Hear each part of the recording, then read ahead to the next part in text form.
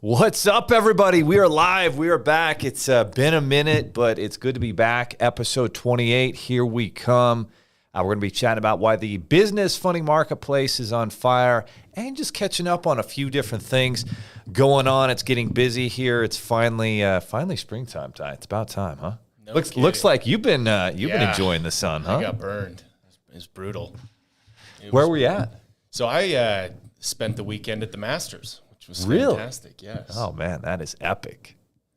So Masters there, a big tournament. We'll definitely want to chat about that, get your feedback on kind of a big bucket list item for a lot of people there.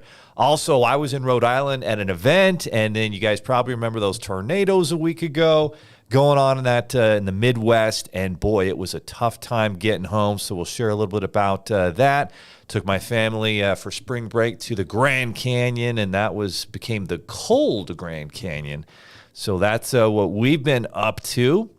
And today's topic going to be an interesting one. Obviously, we are all about business finance, business funding, this marketplace of options out there.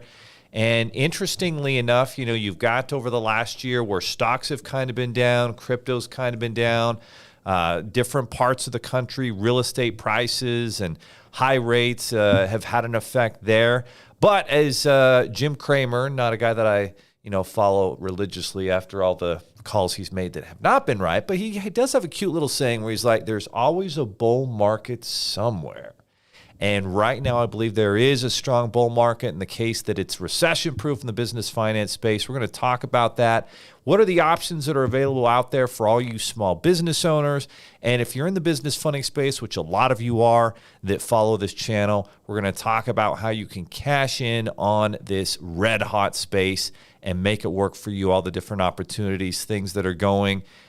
Interestingly enough, we also just had one of our big partners drop by the office. He was talking about interesting things with Turo. So it's just going to be an episode where we're going to dive into different things. What's going on? Where are the bull markets? Where can you win? How can you cash in? And kind of go from there. Ty, anything else you want to cover or lay out there as part of the agenda for the day? Yeah, I think it's important that if we're going to talk about funding, we kind of separate, what's out there for a brand new startup business, what's out there for an established business, what's the status of the employee retention credit, does it still exist? And then, like you said, talk about different partners of ours, what's working, what's not, different strategies, different ideas. So I'm excited to dive into it here. I love it. All right. Well, let's get going. First off, I'll just tell you guys a little. There are a lot of events that are going on, and since the pandemic slowed down, you're seeing more and more live events, and it's one of those things where as human beings, we love to be around each other. We love to connect with people who kind of have the same mindset, the same goals, the same ideologies, and so there are these amazing events going on across the country, and you and I have the opportunity to be involved with those, sponsor and speak at those. And so actually it was about, I guess it was close to, not quite, but pretty close to maybe a week and a half ago. It was a weird week because we had all these events at once. And so I had an event in Rhode Island. It was a real estate investor event. You and I are real estate investors, and funding is a big part of that. And so we went to Rhode Island, and oddly enough, it was literally 15 minutes away from the Breakers, like all these big Gilded Age mansions, which was kind of cool. So if you go to Google and you Google the Breakers, you'll see the Vanderbilt family, one of the richest families in the country for a period of time, and then they lost most of it. One of the descendants of the Vanderbilts is Anderson Cooper of CNN. But anyway, they built this magnificent home, just tremendous detail, huge 55-foot ceilings throughout this home, like this, made of gold in all these different areas. But it was kind of cool checking that out. And so a lot of Wall Street and the very wealthy, the Rockefellers, the Vanderbilts, that were in New York City, they would go to Rhode Island for the summers, and they would have these summer cottages, and these cottages were massive mansions right there on the ocean. So we're literally 15 minutes away from that, and just a really cool event, great group of people that are real estate investors, and we were talking about, well, how do you get the financing to make these real estate deals work? So great event there. And then the difficult part was getting back home, Ty. So we're in Rhode Island, and our flight, Scott and I are like, our flight just got delayed 3 hours. And so we're going to miss our connecting flight in Chicago. And I should have just booked direct to Boston because there were direct flights to Boston, but I found out after the fact. So, let that be a lesson. If you do have to go to Rhode Island, you should probably, just drive the extra hour and a half from Boston to Rhode Island, but I didn't. Anyway, so we were going to miss our connecting flight in Chicago. There was nothing direct from Rhode Island to Utah. And so we're like, all right, cool. Well, we'll just change our flight to Boston. And there was a flight to Boston to Chicago. We would have made our connecting flight. It would have worked out perfectly. The Turo guy was really cool. And he, even though I was supposed to park it in Rhode Island, he gave me permission for an extra $100 to park it in Boston. Perfect. So we went to Boston. And then we were all excited. We got on the airplane, and then we were on the tarmac for over 2 hours. And about 2.5 hours later, finally took off. And we were getting close to Chicago. Maybe we're going to make our connecting flight. Maybe we weren't. Hopefully, we were going to. And about 30 minutes away, we were going over Lake Michigan as you descend into that Chicago airport. And it was very turbulent. There were tornadoes going on, around that area. And I literally felt like it's probably a good idea that we didn't try and land in Chicago, or we might have ended up in Lake Michigan. So he diverted the plane, went in circles, and then he went and landed in Cleveland. So had to spend the night in Cleveland. We landed about midnight, got to sleep about 1 or 2. And then the only way we could get to Salt Lake from Cleveland was we had to fly back to New Jersey and go from Newark, New Jersey to Salt Lake City. So we got on the plane in Cleveland, got to New Jersey just fine, and we got in the plane, and then lightning started happening. And so we were on the tarmac for an hour and a half, and then they deplaned us. And then the lightning went away, and then the plane had an issue, and then it got really hot. It was weird. It was like 80 degrees in the airport because it was hotter than they expected. Anyway, we finally took off, and it was a turbulent flight going through, even at 35,000 feet. Like the tornadoes, the wind, the turbulence was strong. But we made it home at 3:30 in the morning. And then the next morning, we took off about 9:30 or so. My family and I drove down to the Grand Canyon. And great time, but it was 70-mile-per-hour wind gusts in the Grand Canyon. And then it blew my daughter, off this rock, and she rolled her ankle and tore her ligaments in her ankles. And I had to hike her back up to the top at the Grand Canyon. And then the next day, we were all excited to go do some more hiking, and it dropped like 8 inches of snow in the Grand Canyon. But it did clear out the fog, at least so you could actually see in the Grand Canyon, which was nice. And then we went through Colorado City and said hi to our polygamous friends there, because Colorado City's got a lot of polygamous folks there. And they do have a nice grocery store in Colorado City. Wow. So, really, really good grocery store. And finally made it home. So that was what meanwhile, while I'm doing this, you had not one, but 2 events at the same time.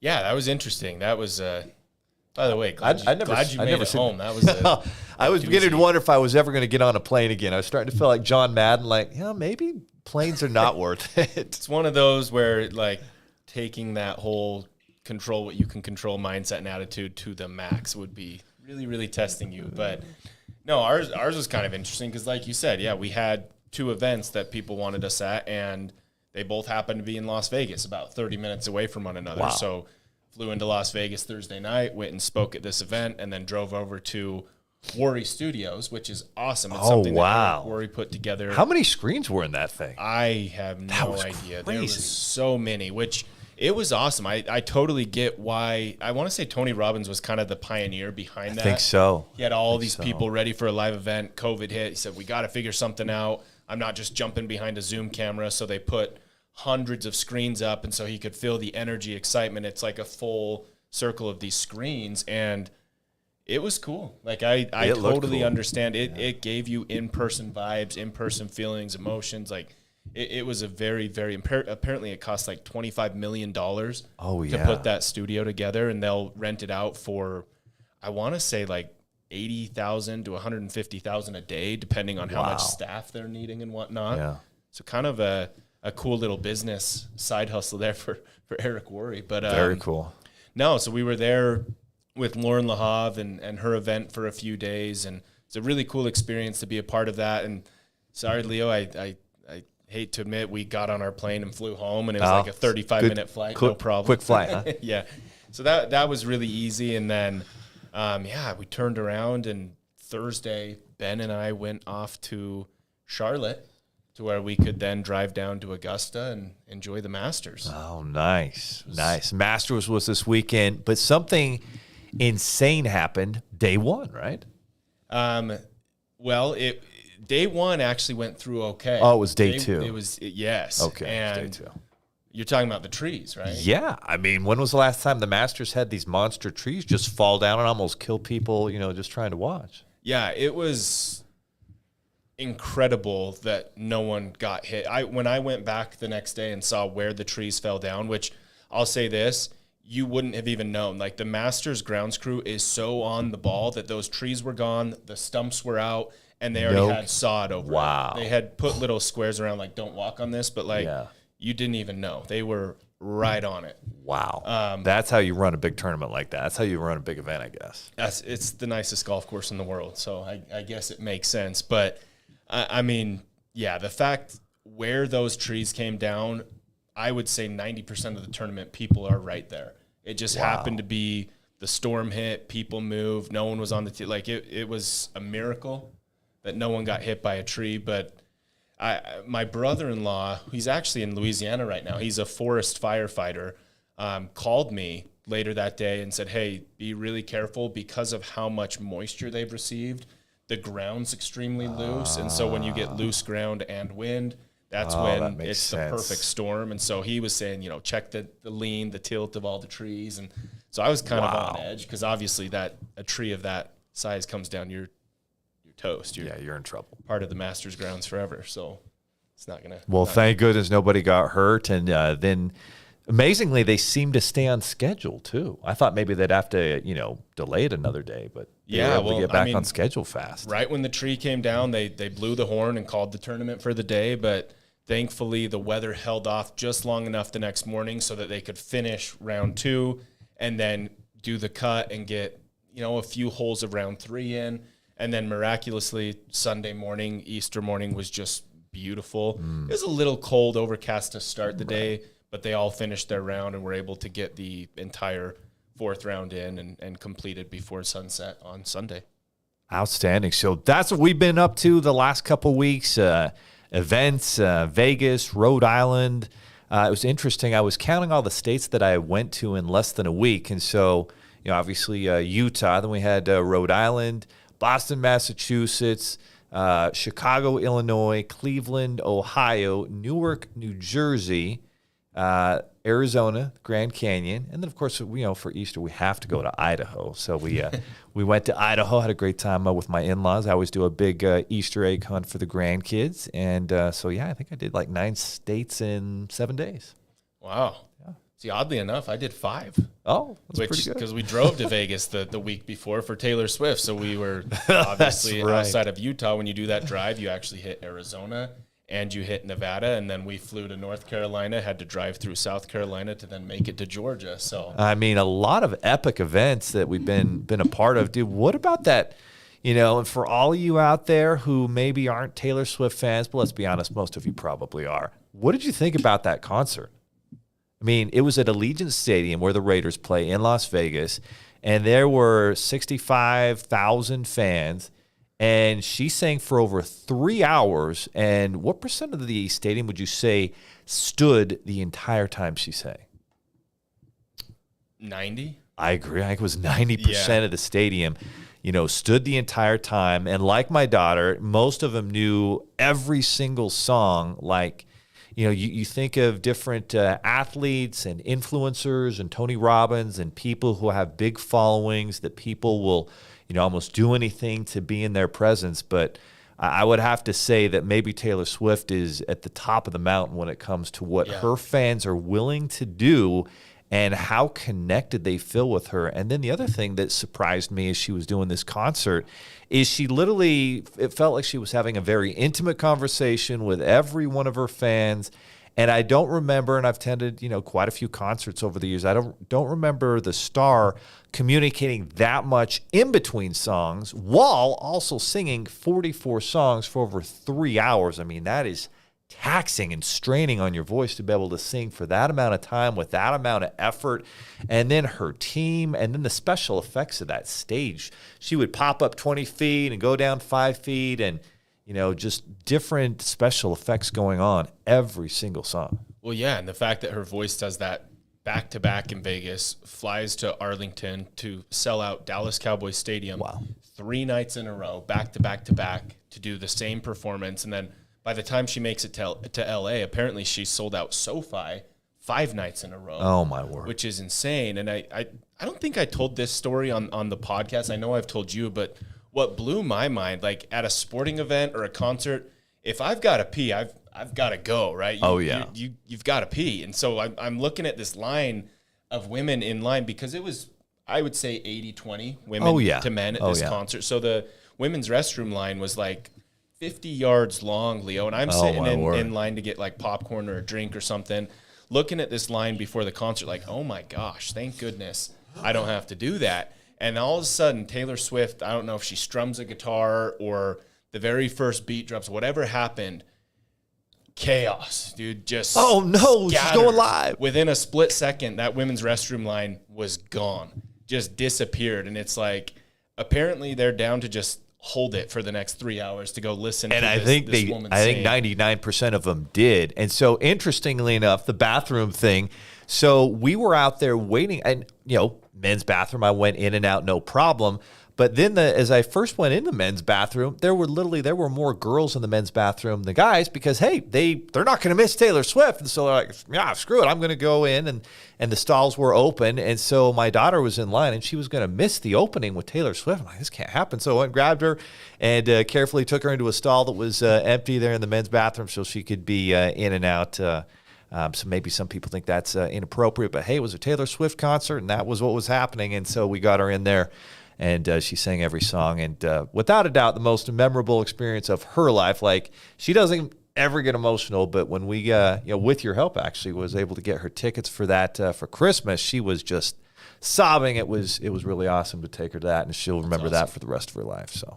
Well, I was the one crying at the Masters, so it's all good. Yeah. And the bathroom situation was the total opposite, except they, being Augusta National and pristine, they had a guard at the women's restroom entrance to make sure no dudes are going in that one. Nope, you're waiting in line for 15 minutes. Yep.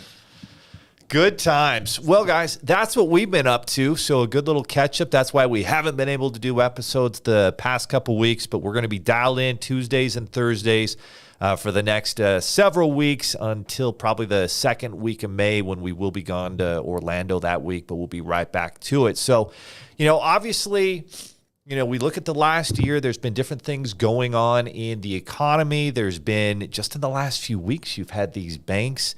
We talked about Silicon Valley Bank and what went on there, and it's kind of spread to some other banks. And whenever you raise interest rates that quickly, that fast, that high from, 0.5% up to 5% in a very short period of time, there's going to be some unforeseen consequences. And if you're Jerome Powell, the dude at the Fed who's making the ultimate decision on when to raise those interest rates, you can't always see what the effects are going to be. And so the effects have been, it's negatively impacted a lot of banks. It's put a lot of debt where you could buy these mortgage-backed securities, and not dangerous ones. I mean, these are all very conservative.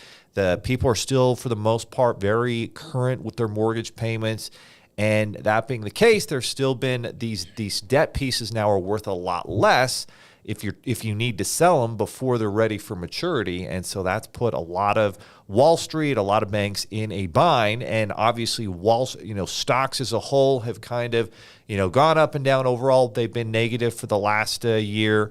And then certain economies, the real estate markets, the real estate prices have gone down. And so, but there's always a bull market somewhere. And so, where are you seeing bull markets right now where there's opportunity for, if you're a business owner, where you can cash in and capitalize, or if you're part of the business finance space? Yeah, I mean, case in point, one of our partners came in today and explained what an awesome guy he is, how well he's doing with Turo, amongst a handful of other things. But he's decided, you know what?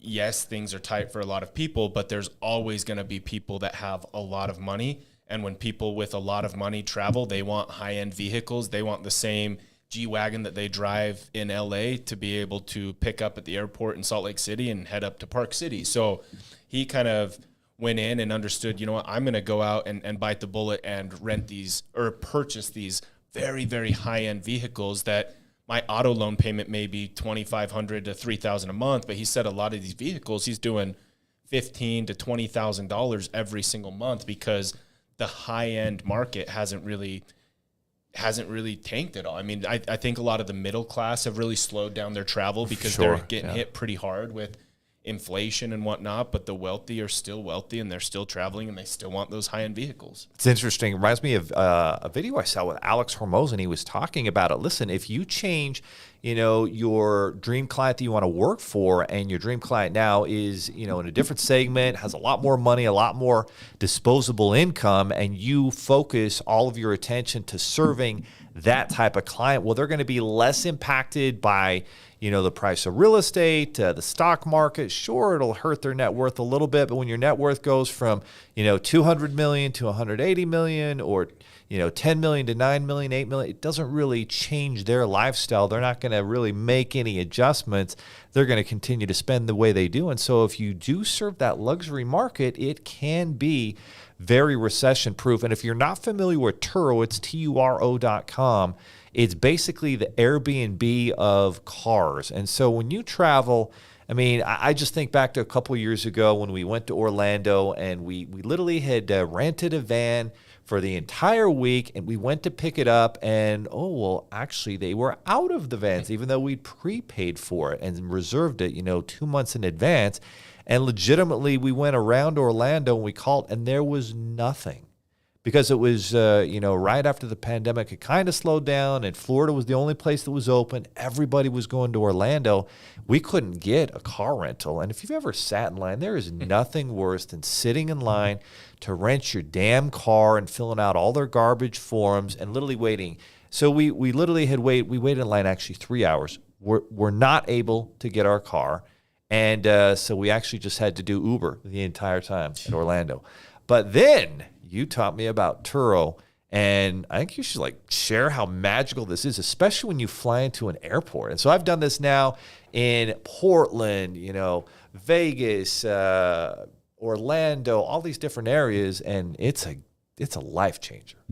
Yeah, absolutely. I mean, here's an example. Last time I flew into LAX, which LAX is already a nightmare as is, having the thought of having to go sit in line for 25 minutes to try and get upsold all these insurances and this and that, not to mention to get on the shuttle, to go to the rental car. It's miserable. It's a miserable experience. I hate the time of getting off the plane to getting to your hotel is one of the worst parts of travel for me. And so I finally had a friend tell me about Turo. So I jump on Turo, and there's tons of cars. These are individuals like you and me that say, you know what, I've got an extra vehicle, or there's now people doing it as a business. I'm going to go buy these vehicles and put them on Turo so that people traveling can rent them out. But last time I went to LAX, the gentleman calls me up because I told him when I was landing. So he called me, said, hey, I'm right here at passenger pickup. Let's just do the swap. So I get my bag. I walk out to the curb. I jump in his Porsche. He walks over to the bus stop. It takes him to his other vehicle. I drive off, and it was just as quick as if my wife picked me up at the airport. But now I'm in the vehicle driving off, and same thing. When it was time to go home, he got dropped off at passenger pickup. So I was able to drive right to passenger pickup, get out of the car, jump right to my gate. Give him a high five. Thanks, man. Done. Yeah. I mean, so good. It's brilliant, right? You get way better vehicles. It's a lot less expensive. It's the way to do it. Exactly. And just like on Airbnb, you're both rating each other. Were you a good, caretaker of the vehicle? Were they a good host? And everybody does a good job, and they're held accountable, and you avoid all that nightmare. So the bottom line is there's always a bull market somewhere.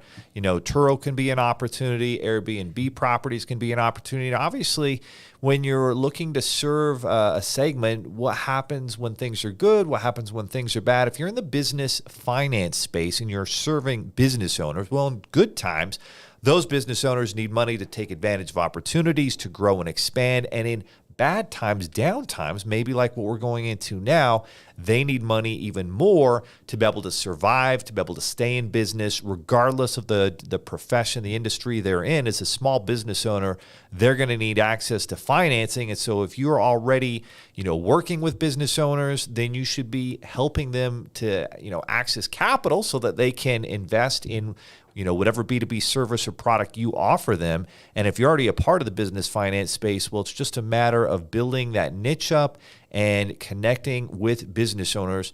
Unlike, pretty much when it comes to marketing, most people just market in general, and you have to be very specific in who you want to serve. And so, for example, when we got started in business finance, we said, hey, we're going to focus on serving startups. And so when you're focused on startup funding, one of the things about it is there's like 500,000 new businesses started every month in this country. And what percent of them do you think are actually being served real financing options to get off the ground? Very, very few. I mean, they just don't know that they're out there. They don't. And that's kind of how we started. I mean, we started and I was helping kind of the bigger businesses and commercial real estate. And I'm like, wow, there's hundreds of thousands of new businesses popping up all over the country. And they go down to their local bank, and the local bank says, no, we can't help you. And I remember sitting down with a regional Chase executive who was in charge of like 5 different branches in the Salt Lake area. And she said in each branch, about 20 business owners would come in looking for financing for a small business or a new business, and she would immediately have to say no to 17 of the 20. So maybe 3, but really at the end of the day, after they dug deeper, maybe 1 or 2. So we're looking at less than 10% of these new businesses are getting financing from the bank, and less than 1% are getting, venture capital, or they're getting crowdfunding. And so legitimately 85-90% of new businesses don't have very many options out there. And that's why startup funding as a niche is always going to, at least for the foreseeable future, need a lot of people to be able to serve those small business owners who are starting new businesses. And so that's what we focused on. And the startup funding niche, regardless of what's going on in the economy, if times are good, people look to start business. If times are bad, more people are going to lose jobs. And if you lose a job, then you start thinking, maybe my job wasn't so secure. Maybe I should start my own business, and you're going to need some capital to make that happen. Yeah, and case in point, I mean, one of the big things that we're always talking about is it's way better to have the money and not need it than vice versa, right? And case in point, you look at this right now, what if you would have gotten a HELOC? Even if you didn't need the money, you said, you know what, let's make sure it's there, let's make sure it's available. Look at if you got a HELOC 3 years ago, what rate you would be locked into versus if you tried to go out and get a HELOC today, right? Same thing with business loans, with lines of credit. Yes, tons of people still need the money. Tons of people are still taking the money, but inevitably, based on the economy, the rates and the costs have gone up. Whereas if you could have gotten that money locked in a year, even a year and a half ago, you'd be in a much better place today. So as a business owner, I think it's important to expect to grow, to expect that you're going to need capital, and the time to get capital is well before you need the money, Leo. 100%. Yeah. By the time you actually need it, you may not actually qualify because times got tough. Your finances don't look as good. And so I'd say there's kind of 3 type of financing products as a business owner you must and should have no matter what's going on. The first being, if you can get a business line of credit, then you absolutely should have that business line of credit available, ready to tap into. The second is business credit cards. You should always be looking, strategically to connect with new business credit cards every single year. And that's kind of what we specialize in, right? Let's get you access to business credit cards with a 0% interest rate with cashback bonuses. There's so many benefits, but you're not paying on it until you actually need it. And if you pay it off every 30 to 45 days, you never pay any interest. And most of these will have a 0% period from 9 to as high as 18 months for a business credit card. So you're not even paying any interest. So you can kind of strategically go through different rounds of funding, pay 0% interest, and get a new round of funding every 15 to 18 months in your business. And then when you get real smart, hopefully you're generating cashback rewards that can be thousands, if not tens of thousands of dollars in free money that you just get in cashback rewards for using your business card when you travel to buy anything. And then if you get real smart, you use personal cards to pay as many personal expenses as possible. And all of this leads to all this free money flowing into you. So we talked about the business line of credit. We talked about the business credit card, and you just talked about number 3. Like, you should have a home equity line of credit available, already approved, that you can tap into if you need it. If there's a great opportunity, great. We're going to use it for the great opportunity. If there's an emergency, if times get really tough, then I'm going to be able to tap that very affordable home equity line of credit, and I'm going to be able to stay in business, ride out the slow time, and find that bull market and get to the good times. Yeah, absolutely. I mean, I've had clients in really, really tight scenarios where they're like, oh, if I get a HELOC, how do I pay the HELOC, Leo? Well, guess what? With your home equity line of credit, you can move $50,000 over to your checking account, and now you can pay the home equity line of credit monthly payment with that $50,000, so it can pay for itself while you get afloat and you start to get profitable and do what you need to do for your business. But I mean, I think, like you said, everybody should figure out how to get 0% interest, cash back, bonuses, points. I mean, for the Masters, I just buying my tickets and doing what I did, I got about $200 free money. Just spending strategically. It's already paid off, so it's not like I'm paying any interest. But thanks, Amex, for the $200. Oh, not to mention, I also flew first class there and back just because I used the credit card enough. I didn't pay for it, right? It's just the perks of using the American Express card. So, I mean, you're missing out on opportunities. You're missing out on free money if you're not using a credit card. The key is, it comes back to this always, you've just got to be disciplined with it. Don't go buy the new TVs and the things you can't afford, but use it for things that you need to pay for anyway and get the points. Absolutely. And then you got to be disciplined. If it's past the 0% interest period, you're either getting a new 0% interest card, so you're not paying interest, or you're just paying it off every single month. And you're instead of using a debit card that doesn't make you money, you're using that cashback reward credit card that does earn you money. And this is all part of getting in the game of taking care of your money. That's why myfigures.com has that great money management tool for you to manage all of your, financial accounts, real estate investments in one place. And that way, if you're having your money date, which you should be every single week with you, your spouse, you know where your money's at, you know where your business is at, and you're winning the game, because those things that are measured are those things that are improved. And that's why a money date on a weekly basis is so important. So obviously, the other opportunity that's still out there that a lot of small business owners have not yet taken the opportunity, they have not taken advantage of, is that employee retention credit. And a lot of you too, it's interesting. I was speaking, over the Easter weekend with one of my relatives, and she was, asking about starting a business and getting financing. And I asked her I said, how many small business owners do you know? And she actually, I know quite a few. And I said, wow, that's awesome. How many of them, had employees during the pandemic? And she's like, yeah, that they, this one had 5, this one had 7, this one had 8. And in a lot of these areas, especially in kind of smaller areas or blue collar businesses, they don't know that this ERC, employee retention credit, exists. And it's this opportunity where if you had employees, you can get, a tax refund check for just keeping those employees on board during the pandemic. And if you know these business owners, well, you can get paid, a huge commission, 2.5% of their refund in a commission just for introducing the program to them. And our team will make sure they qualify and do all the heavy lifting to take care of them. This is a huge way for you to actually, make a lot of money over the next 6 to 12 months. And then, of course, when that employee retention credit opportunity expires, well, now you've got some capital that you can invest in a new business, that you can invest in real estate, you can invest in a Turo business, you can invest in your business funding, finance business, so many ways to benefit. But that's a huge opportunity for the small business owner, and to also get paid for helping the small business owner.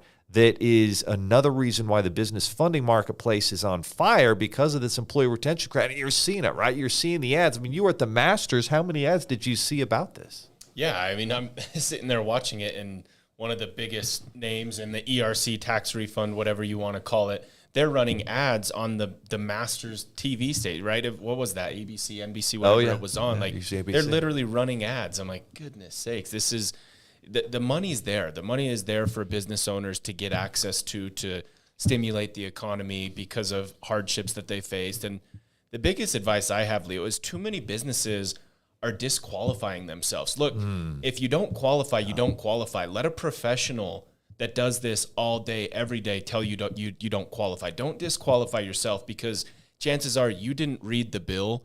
You haven't read all the ins and outs of what's on the IRS website. There may be something that you didn't even know existed that gets you qualified. So yeah, we're not going to push someone through that doesn't qualify, but don't disqualify yourself, because chances are you're missing out on some money there. It's so true. And funny enough, we were at a soccer tournament in Vegas, of course, and we're sitting there by our friends, and my wife starts talking to our friends, and lo and behold, they had sold a business, but they owned it in 2020 and 2021 when the pandemic was happening, and now he's getting an extra $50,000 ERC refund. He had no idea. And my wife just shared it with him, and lo and behold, they qualified. They had gotten the PPP loan, so we subtracted out that quarter, but he's pretty happy to be having an extra $50,000 he can use for business or investment. Really smart real estate investor guy. On the other hand, just exactly what you're saying, my wife also was sharing this with our dentist, and our dentist said, oh, my accountant said this is going to be a red flag with the IRS. I better not do it. I'm like, oh my goodness, man, I know you could use some extra money and capital into your business right now, and yet you're not willing to, do the extra, time and research to actually see if you qualify, and to just make a decision out of fear that, oh, I don't want to be part of the IRS's red flag. Well, the IRS, there's literally millions of businesses taking advantage of this program. And so it's not really, as long as you worked with a reputable group that followed the guidelines, you don't have anything to worry about. And as long as you answered correctly and gave a real payroll report, then you don't have anything to worry about. The only people that have something to worry about are those that are, doing unscrupulous, fake reports, which are, the law's going to come after them, no question. But everybody else, you're in the guidelines. And if you don't take advantage of this, it's just foolishness, because this is an opportunity that will probably never be around again. Exactly. The IRS already knows what your 941s looked like from the previous quarter, the previous year. They know what your business tax returns look like. So the red flags are going to be if you had 20 employees and all of a sudden ERC comes out and you have 40 employees, right? That's where, sadly, there's groups out there that are doing that, creating these fake employees and changing reports and this and that. And truth be told, they should get in trouble. I'm glad they're going to get in big trouble for that, because that's bogus. But those of you that actually qualify, don't disqualify yourself out of fear, because this was designed to help stimulate businesses, to help stimulate the economy. Don't disqualify yourself for that. And for everyone who's in, the business finance space and you're looking to grow your business, the biggest problem that you have is you don't have enough deals and leads because you don't do enough outreach. What will happen? One of the saddest things I ever saw when I first got into this, and there was a fine gentleman in Florida, and I brought him on as a funding partner, and I taught him about the opportunity. And he went out there and he got a good client, and he brought that client in. And then week after week, I do the training with our group. And he literally said, oh, I'm so happy with my whale. His big client called him a whale. And that whale ended up making him like $2,500 or something like that when the deal got funded. But he didn't keep reaching out. He didn't keep on finding new business owners to help. And it's so simple. We did a training with a strategy that your wife Marie's been using, where literally she'll just go to a restaurant and then send them a message on Facebook. Hey, really enjoyed, your food. Have you gotten this ERC benefit refund yet? And a lot of times they haven't. And she's helping these business owners, and she's making a great, income by helping them get this money. And she just continuously is reaching out. And that's the way that some business finance professionals, this is going to be a huge thing that's going to change their lives. We've seen it from some of our funding CEOs like Francois. He's made 6 figures in 6 months with the ERC. Some of our other guys are, really taking advantage of this because they're constantly working on it every day. And that's how every business grows. You're constantly generating more clients, more demand, more momentum. And if you stop and you think, oh, I've got enough leads, then that's usually when, things fall out. Yeah, I think that goes for anything in life, Leo. It does. It comes back to that does. instant gratification and how success doesn't happen overnight. And it's super important that we just continue to work and work and work and work. I had that experience. I know I keep coming back to the Masters. It was obviously a super important thing to me. And I went with my cousin Ben, and what's interesting is it's been about 5 years. So 5 years ago to about this time, it was right around Easter, we were playing golf in St. George, Utah, awesome golf location. And I see this little gold, it was a ball marker, but it was upside down. So I see this shiny gold ball marker on the ground. I said, oh, look, I go pick it up and I turn it over, and it's the Masters. It's a Masters logo ball marker. And it was one that you're not going to buy it on Amazon. Like, wow. Someone went and attended the Masters and got that and lost it. And I happened to find it on the golf course. And I looked at Ben, I said, dude, we're going to go to the Masters one day. And I put that into the universe, and we kept talking and talking. And, year after year, how are we going to do it? What are we going to do? How are we going to get there? And we finally now, 5 years later, both felt like we were in a financial situation to go out and purchase a single day ticket to the Masters, which isn't cheap. It was about $2,800 just to go to one day, not to mention the travel, everything that goes into it. But it was something that having that goal, having that vision, and then doing the things that we needed to do day in and day out to get there, that's how you achieve success. That's how you accomplish things that you want to accomplish. It's never, oh, I found my whale and I'm good to go. It's got to be day in, day out, a grind, a relentless grind at that. And the cool thing is when you have the vision of these big events, these things will just kind of naturally happen and occur to you, right? And for me, I wanted to see Tom Brady play in person before he retired. And last year, we had the opportunity to go do that. Was that Sunday night or Monday Night Football? It was Sunday night. Yeah, it was Sunday night yep. football, week one. And Tom and the Bucs went out and played the Cowboys. I was in Cowboys Stadium. Awesome experience. My daughter has been wanting to go to a great concert for years. And at a time where I didn't feel like it made sense financially, we couldn't do that. But now she was able to wait. She was patient. We were able to take her to Taylor Swift. I mean, these are the things that happen when you're patient. And then the other thing that will happen is there are really cool people you want to work with. For years, I had watched Patrick Bet-David, and we'd followed him and learned from him and his mentoring. And we had the opportunity to sponsor an event, speak in an event right before actually he went up as the keynote speaker, meet him in person. He recorded a cute little video funny for my wife because I told him that, well, she actually likes his podcast but doesn't like a lot of the Grant Cardone and the other type guys, and so he liked that, and so he did a funny little video. But it's funny, these things will come into your life if you're putting forth the relentless effort. You'll attract them. But if you just focus only on them and not on what needs to be done on a daily basis to get there, then you'll never actually have those experiences. And that's what's cool. You attract what you earn and what you reap and what you sow, and some of those biblical principles coming full circle. Yeah, exactly. That's something I really have to remind myself of, Leo, is today's idea doesn't need to be executed tomorrow, but it needs to be acted on today. Like, you've got to start acting. You've got to start doing things that are going to put you in the position to achieve those goals, to achieve those dreams, and you've got to figure out how you're going to constantly remind yourself of them. For me, that ball marker that I found 5 years ago is still sitting in my truck. I've seen that probably 100 times from the time I found it to the time I went to the Masters. And that little ball marker means so much to me at this point, probably more than any ball marker I just went and purchased at the Masters. But I think it's really important as business owners, we figure out what's going to help us stay relentless, because that's what it comes down to. So figure out that why, figure out how you're going to stay relentless, and you'll do exactly what you set out to do. I love that. What's your ball marker, right? What is that one thing that you can look at every single day that you're working towards that you know is not a one-time event? It's a process that you're going to work to and earn and attract into your life at some point. And so that's where you start thinking, well, what's the one thing I can do today that's going to get me closer, to going to my bucket list event? I want to go to the Masters. I want to, take my family to Playa del Carmen or on a cruise or to Disney World or whatever the case may be that means something really important for you and your family. Well, what do you have to do? What's the one thing you can do today that's going to get you closer? What's going to actually move the needle? And the biggest problem that we have is we fill our calendar full of all these tasks, but are we really working on high leverage tasks that are actually taking us where we need to go?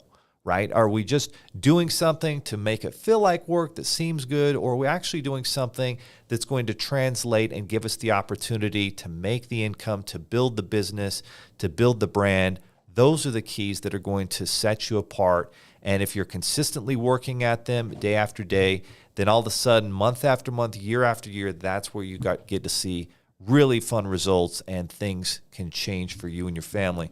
So, yeah, been a fun episode. Glad to be with you guys. On Thursday, we will have episode 29. The way we're going to do it moving forward is we're going to have, kind of a financial topic on Tuesday that we talk about, that we dive into. And then on Thursdays, we're going to be doing the family, the freedom, economic updates, what's going on in the world and the economy. How is it affecting you, your business, your life, your family, etc. And so that's what's going to be going on Thursdays here on Moving Forward. So if you have any ideas, you can always shoot us an email at info@sevenfigures.com or comment. And if you haven't subscribed to the podcast, the channel, you should. Yeah, again, go to myfigures.com and get your money right, because everything we talk about, obviously financial capabilities have a lot to do with it. So get that money tracked. Sit down, set your money date. We definitely encourage you to do that. Set some financial goals. Again, myfigures.com. Go figure.